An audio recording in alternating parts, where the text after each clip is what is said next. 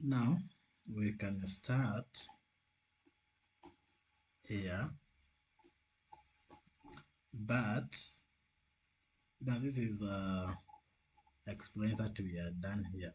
If we want to plot all the programming languages on the same chart, what we do, we want to do something like use the for loop. We can actually use for loop. So how to use the for loop? The for loop, remember, is one of the control flow whereby the condition is given. So let me first of all comment that, because that is just an explanation, and then you go straight to the business. All right, now let me just explain more about it just here.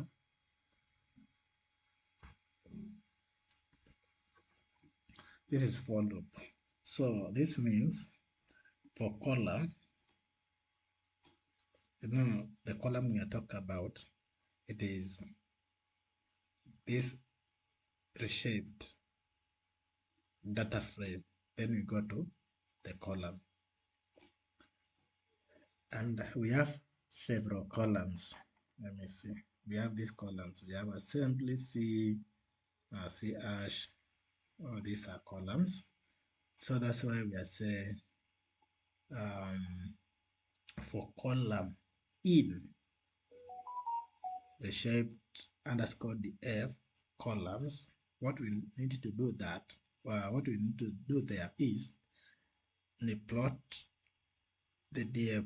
This one is not going to change because we already know the index is in. We change this instead of giving us year, it is giving us instead of giving us time in form of month, day, and year, it is only giving us year, and then we have all those columns that are there. Now, next time, or next shot, let's now plot them.